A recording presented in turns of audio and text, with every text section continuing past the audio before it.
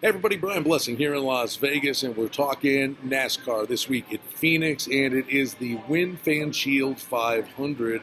And there's actually breaking news here. Kevin Harvick, who owns Phoenix, is not the favorite. You got the Joe Gibbs Racing Team, Kyle Busch at plus 350, 9-2 on Martin Truex, 6-1 on Denny Hamlin, and then Kevin Harvick comes in at 6-1. Now, if he practices well, qualifies well, if anything, bet Harvick early because that number will do nothing short of drop down.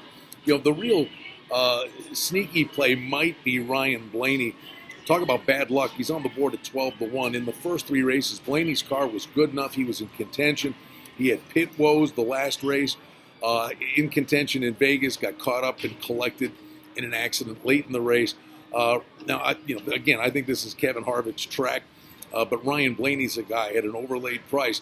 He is just knocking on the door, whether this is the actual track that he gets it done. But certainly Ryan Blaney's a guy you could be playing in matchups. The other guy I would take a note of, and I mentioned this with Adam Burke on the Sports Betting Podcast on Tuesday, Matt DiBenedetto. Now, he's on the board here at 40-1 this week. Is he going to win the race? In all likelihood, not. But DiBenedetto in the 21 car, the Wood Brothers race, he is driving extremely well. And this is a guy you can utilize in matchups, I think, on a weekly basis. And I do believe there's a real opportunity for this guy to kick the door down somewhere and grab a win this year. But in the meantime, just because you're always focused on who's going to win the race, don't forget what's going on mid-pack and at the back of the pack from a matchup perspective. I think Matt DiBenedetto is actually a guy that you can play on, with a bit of confidence here.